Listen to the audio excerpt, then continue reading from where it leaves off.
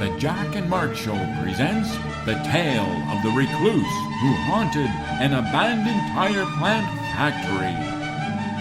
I bought the old Uniroyal factory. You got that inheritance from your uncle? He used to work there. He was a foreman there for 30 years.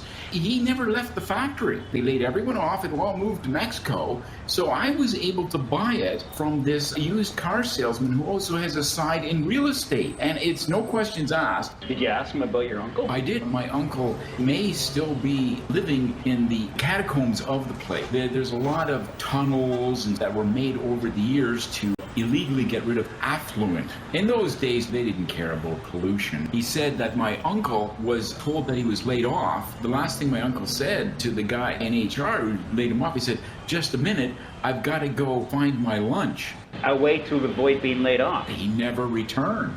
He's an employee of ours now. We kind of purchased him along with the plant. And he's been wandering the catacombs all these years. It's been closed for like 10 years. There has been mysterious plumes of smoke coming from the one chimney, though, at times. And at Christmas time, some people in the neighborhood get some mysterious tires as all wrapped up in burlap. When you gift wrap a tire, it's hard to disguise its identity. He had rolled the gift to whoever he was giving it to. They call him the rubber Santa Claus. And he would just go to a place where someone had really bad tires on their vehicle but couldn't afford to get new tires. And there on Christmas morning would be a set of 4 tires. So he is like the Santa Claus. No one's ever seen him. No one knows for sure. My uncle used to always say, "Put your money where your balls are," because he didn't trust banks. He kept all his money in his pants. Yeah, better than a mattress, stuck down the front. Yeah, he made a specially designed 2 wallets that strapped to the inside of your thighs. The money would be down there. Put your money where your balls are. That's where he put his money.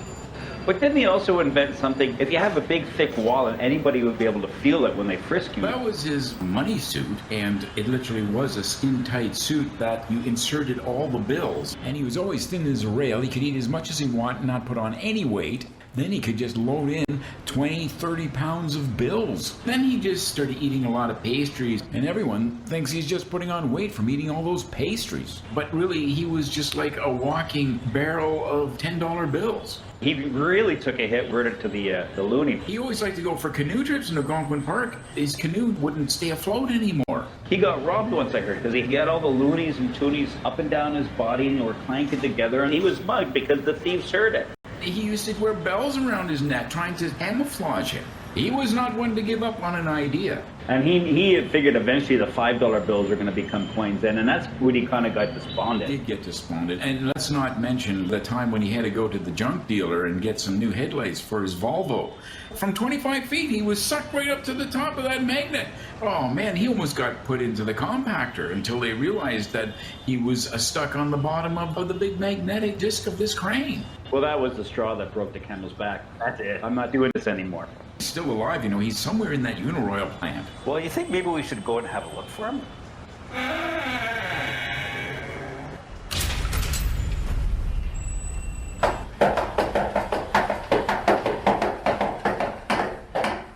Now, I know he's a bit shy. He'll want to observe us first to see if he can trust us. But I guess he'll have to take a while to realize that he'll see that I'm his nephew. Right? Well, doesn't he remember you at all? Well, it's hard to say, you know. I mean, he's like a hermit, a recluse. He's like a holy man who retreated into the mountains, into a cave, and became wise. And he just did the same thing, except it was a Uniroyal tire plant. Well, you know, they used to call this hell here, where they pressed the tires. It was so hot. I mean, he was the main guy who put the tires on, right? And there was a big steel factory just down the hallway. And all that hot and molten steel was just making it oppressively hot. Most people couldn't handle it. Only people with a good ability to consume large quantities of water and have large pores sweat a lot. Well, that was one of the requirements to get hired on in that place, was large pores. There was a big human rights protest against that. And a lot of people, when they first moved into a town, people were out of work, but they had small pores, so they weren't tempted. Those were the small pore riots. People were rampaging through the street and trying to tear down the factory gateway because they had small pores. And then, of course, you know, the people with the big pores, they don't have compassion for the people with small pores. They were on the other side of the gate saying, look, it's the way it goes. If you have small pore, there's the door. They didn't care. They were heartless. And you know, this is a lesser known riot. Just at the very same time, there was the Christie Pit riots were going on. So this riot was not as well known in Canadian history.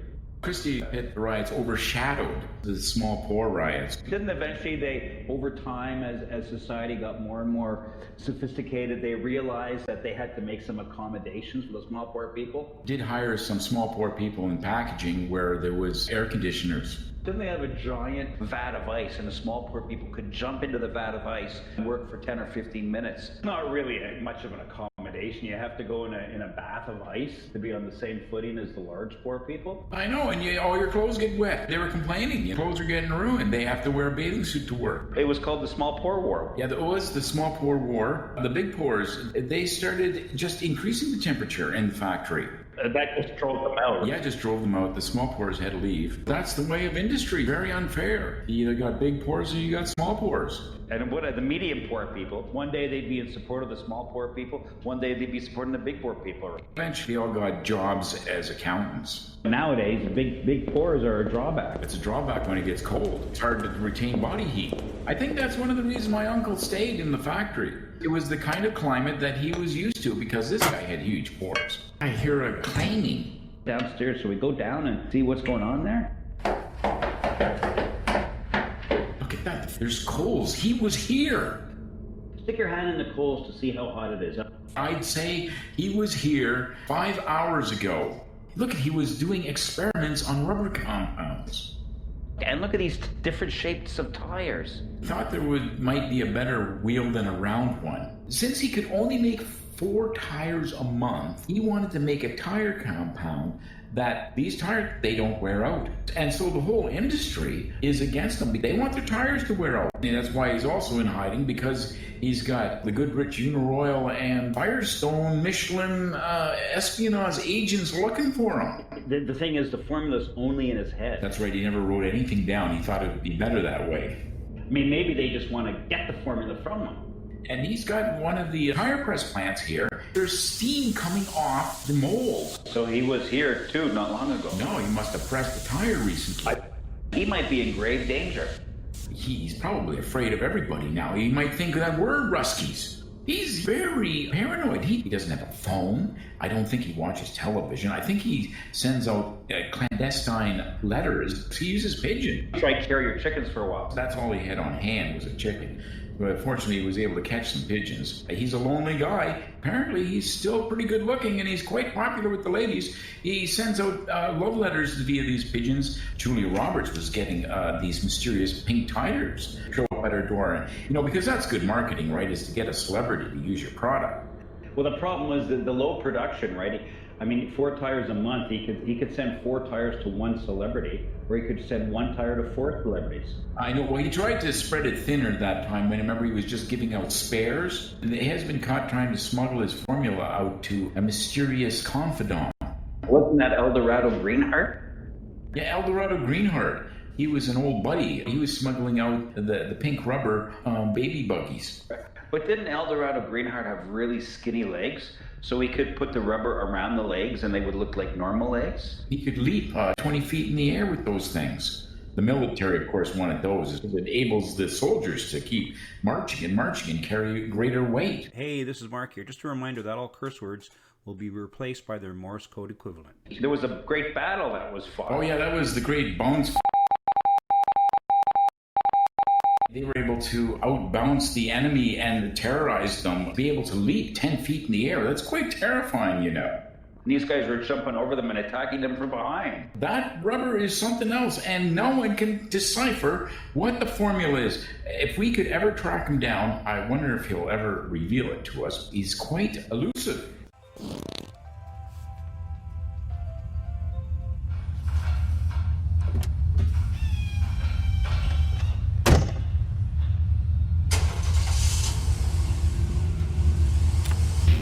Oh my God! Look at them tires. Big tires. They are so big. Big tires. I got some big tires. 54s coming down the road. I gotta hear it now. Hear my truck roar. Tires so loud, people saying good.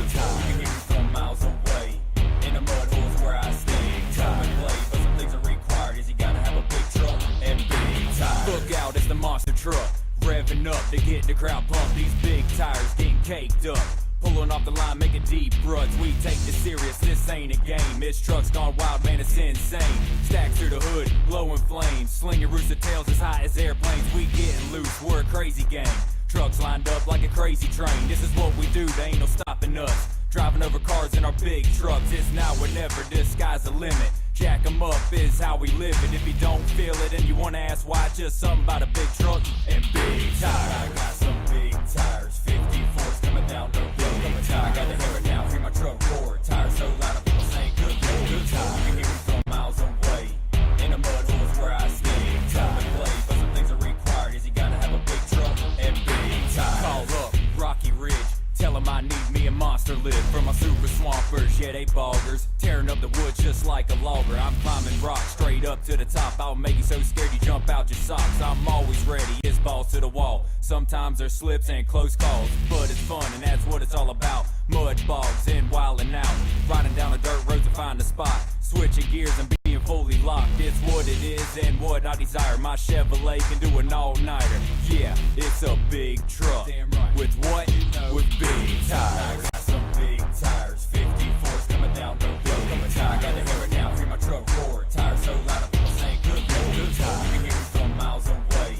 In the mud holes where I stay. Time to play, but some things are required. Is you gotta have a big truck and big tires. Big tires coming down the road. I'm on the way to a truck show. Now I'm on the scene and all eyes on me. Big tires on a truck that's real clean. I'm big time country stunting, yeah, I'm bumping. Let me tell you something, this pretty ass blonde walks on up and says, Excuse me, but can I ride in your truck? I said, hell yeah, girl, climb on up, now it's time to ride. It's party time, we riding high, it's Southern pride. A great time to shine and you to be mine. With white tees, with mud stains, raising hell, doing our thing. So drop the chain and hook it on up to my big truck with big tires. I got some big tires, 54s coming down the road. I got the hair down, hear my truck roar. Tires so loud, people saying good Lord. Good tires, you can hear me from miles away. In the mud holes where I stay. Time to play, but some things are required. Is you gotta have a big truck and big tires. Big tires. Big tires. Big tires. Big tires.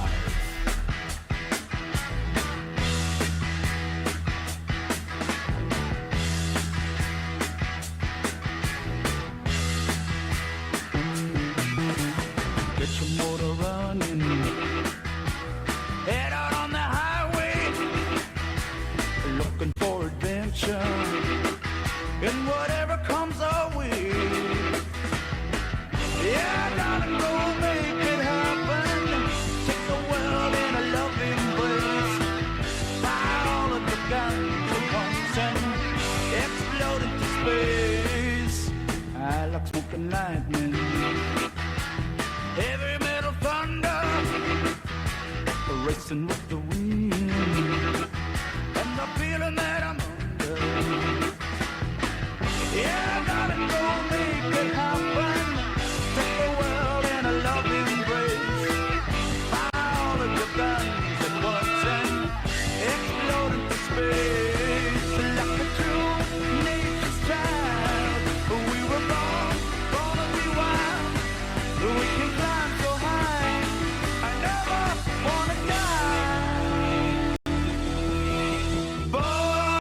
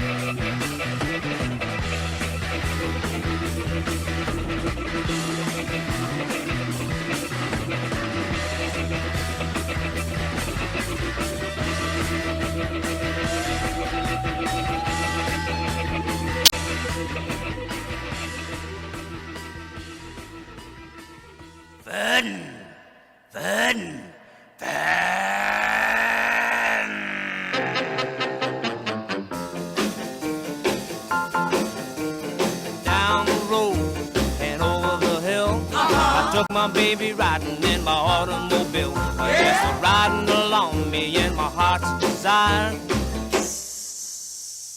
A flat tire. I'm grabbing my jacket, I'm reaching for my spare. I'm waiting booga mooga, it was flat as a chair. I took out my pump and started pumping back.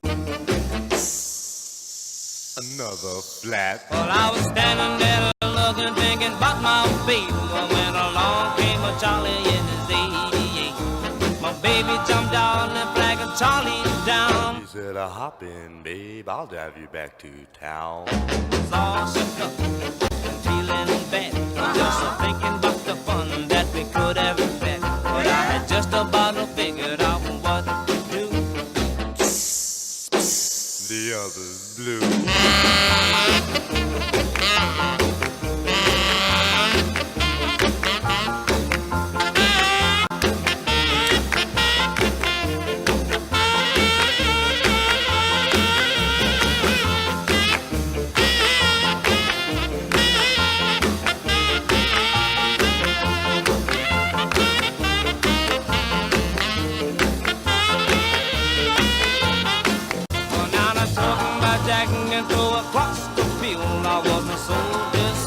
With my automobile, I made a sharp U-turn up on a single rim. Charlie had his girl and they had to catch him. It's gone on doing about 82. And something said to me, somebody following you. I looked in my mirror and blessed my soul. It was the highway patrol.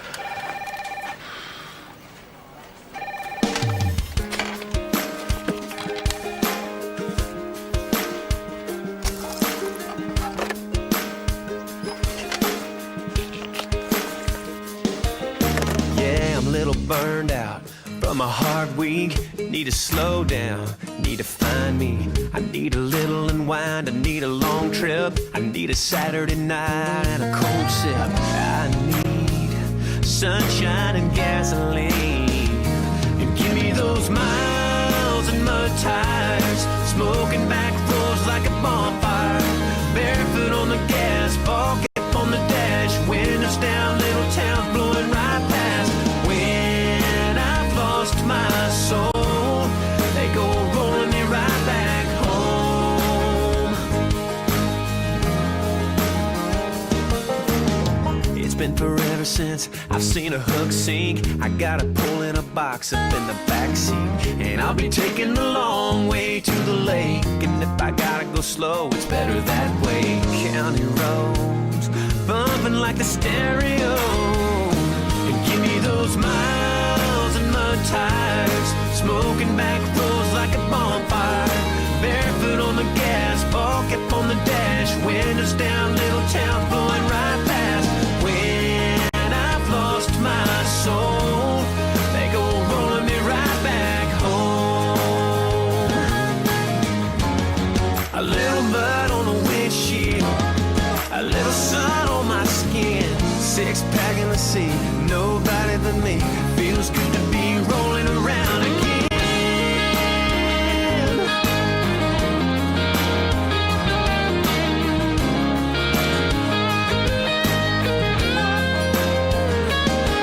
Those miles and mud tires, smoking back roads like a bonfire. Barefoot on the gas, bulk up on the dash. Windows down, little towns blowing right past. When I've lost my soul, they go rolling me right back. When I've lost my soul, they go rolling me right back home.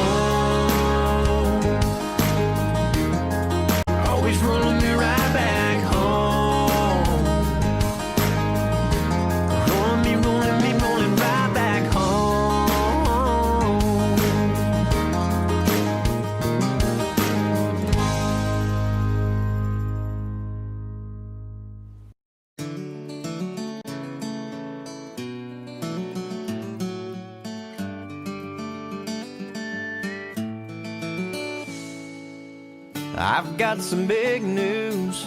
The bank finally came through, and I'm holding the keys to a brand new Chevrolet. Have you been outside? It sure is a nice night. How about a little test drive down by the lake? There's a place I know about where the dirt road runs out. We can try out the four-wheel drive. Come on now, what do you say? Girl, I can hardly wait to get a little mud on the tires. 'Cause it's a good night to be out there soaking up the moonlight. Stake out a little piece of shoreline. I've got the perfect place in mind. It's in the middle of nowhere. Only one way to get there. You gotta get a little mud on the tires.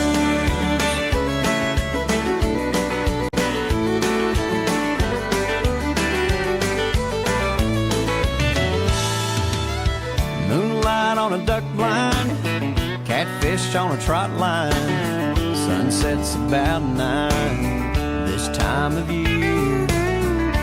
We can throw a blanket down, crickets singing in the background, and more stars than you can count on a night this clear.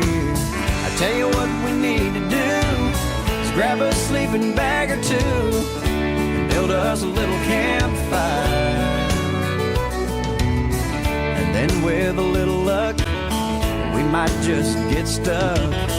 Let's get a little mud on the tires. 'Cause it's a good night to be out there soaking up the moonlight. Stake out a little piece of shoreline. I've got the perfect place in mind. It's in the middle of nowhere. Only one way to get there. You gotta get a little mud on the tires. And then with a little luck, we might just get stuck. Let's get a little mud on the tires.